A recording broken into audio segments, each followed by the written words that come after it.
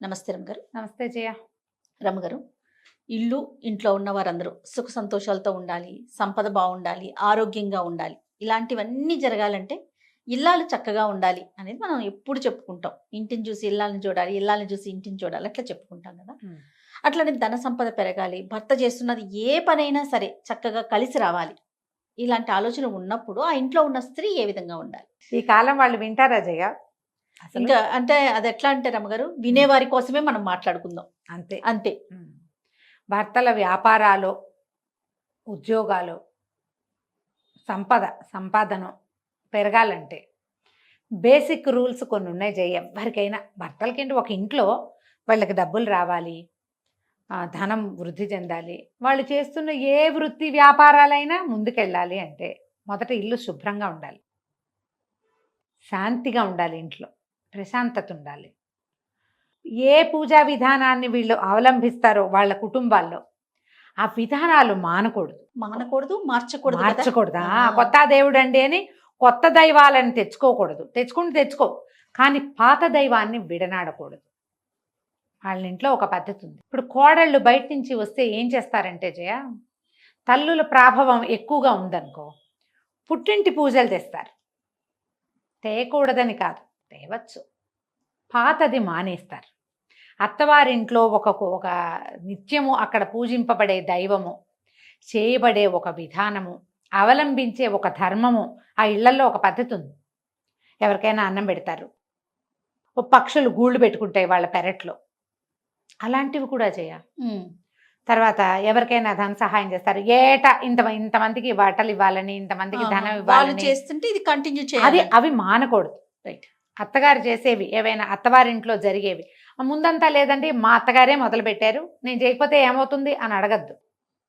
అత్తగారు కూడా చేసేవైతే మంచిదే, కానీ మన అత్తవారింట్లో ఒక విధానం సాగుతోంది, దానివల్ల వీళ్ళు బెటర్మెంట్కి వచ్చారు అంటే బాగున్నారు అంటే అది మానకూడదు.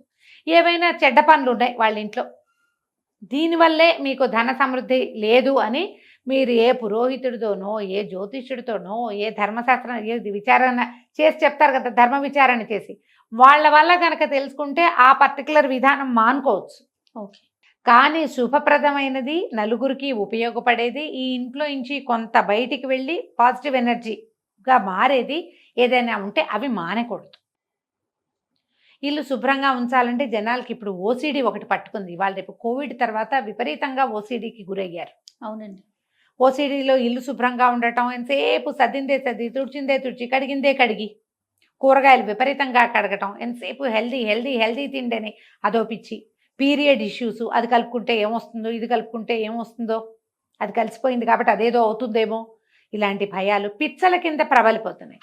పిచ్చ వల్ల ఏమి బాగుపడదమ్మా, పిచ్చి కింద పిచ్చే డెవలప్ అవుతుంది. అవును. పిచ్చికి పడద్దు. అలాంటివి ఏమైనా ఉంటే దాన్ని రిపేర్ చేసుకోండి, దానికి వైద్యం చేయించుకోండి. కానీ అక్కడ అంటే చేయబడేటువంటి, అవలంబించబడేటువంటి ధర్మ మార్గాన్ని వదిలిపెట్టద్దు. సాధారణంగా ధన సమృద్ధి అనగానే లక్ష్మీదేవి, ఈశ్వరుడు రెండు విధానాలు ఉండాలి. లక్ష్మీదేవికి పూజ, మామూలుగా లక్ష్మికి పూజ అంటే మనం లక్ష్మీదేవిని పెట్టుకుని లక్ష్మీ అష్టోత్తర శతనామావళి చేసి నిత్యలక్ష్మి పూజ చేయటమే కాదు. లక్ష్మీదేవికి కొట్లాటలు ఉంటే నచ్చదు. మీరు పక్కింటి వాళ్ళతో పోట్లాట, వాకిట్లోకి ఎవరైనా వస్తే పోట్లాట, స్విగ్గీ జొమాటో వాడు వస్తే ఆ వాళ్ళతోటి కూడా వాదన, వాళ్ళతోటి కూడా వాదిస్తారమ్మా. ఏంటో సార్ అనలేదని, అవునన్నారని, మర్యాదగా మాట్లాడలేదని, ఎవరో ఒకటితోటి పోట్లాట. ఇందులో ఆడమగా తేడా లేదమ్మా పోట్లాటలకి. అన్నిటికీ పోట్లాడము. ఇంట్లో వాళ్ళే మా భార్యాభర్త కొట్టుకుంటూ ఉండటం, అత్త కోడళ్ళు కొట్టుకోవటం, వీటి వల్ల సమృద్ధి రాదు. అవి తగ్గించుకోండి. వ్యాపారం పెరగాలంటే ప్రధానమైన సూత్రం అది. ఇప్పుడు భర్తలు చాలామంది అన్నదమ్ములు వ్యాపారాల్లో కలిసి ఉండి ఇళ్లల్లో సెపరేట్గా ఉంటారు. అలాంటి వాళ్ళు కూడా కనిపిస్తారు. మనము వాళ్ళకి తగాదా పెట్టేలాగా ప్రవర్తించకూడదు. సెల్ఫ్కి పెద్దపీట వేయకూడదు. సర్వతోముఖాభివృద్ధి, ఫ్యామిలీ ముందుకెళ్ళాలంటే నా సంగతే నేను చూసుకుంటా అన్న ఊహ చేయకూడదు. అప్పుడు ముందుకెళ్తాం.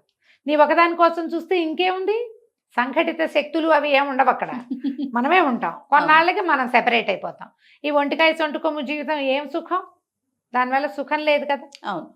లక్ష్మీ పూజ చేయటం, తర్వాత ఈశ్వరారాధన చాలా మంచిది. ఇప్పుడు మనకేంటంటే పర్వదినాలు వస్తాయి. ఇప్పుడు ఈ నమ్మకాలు లేని వాళ్ళకి ఏం చెప్తామంటే, వాళ్ళకి ఇది పూజ చేసే నమ్మకాలు అయితే ప్రార్థన చేసే నమ్మకం ప్రతివాడికి ఉంటుంది. పూజ ప్రార్థన 2 సమానమేనమ్మా, ఒకటే.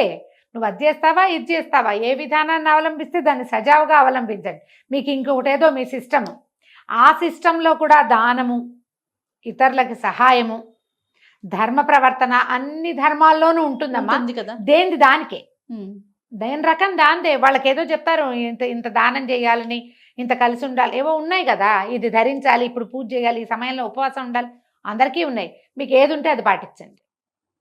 ఏ రకమైన ఆరాధన ఉంటే ఆ రకమైన ఆరాధనని ముందుకు తీసుకెళ్ళండి. ఈశ్వరుని పూజ కూడా ఖచ్చితంగా శివారాధన ధన సమృద్ధికి కారణమవుతుంది. శివుడు ఐశ్వర్య ప్రదాత, మోక్ష ప్రదాత కూడా. ముందు ఐశ్వర్యాన్ని సాధించండి, మీకు లభించిన ఐశ్వర్యాన్ని పంచండి ప్రపంచం మీద. అప్పుడు మోక్షానికి, మోక్షం వైపుకు వెళ్లేందుకు కూడా దారి కనపడుతుంది. అంతే. మీకు వచ్చిన దాన్ని మీరే దాచిపెట్టుకుంటూ ఉంటే కొన్నాళ్ళకి ఏమవుతాం, నరకంలో పడతాం మనం. మోక్ష సాధన లేదు. ఇంకా మనకి ఎంత వచ్చినా సరే అందులో నుంచి కొంత దానం చేయాలి, కొంత ప్రపంచం మీద ఖర్చు పెట్టాలి, కొంత ఇతరులకి అయాచితంగా ఇచ్చేసేయాలి.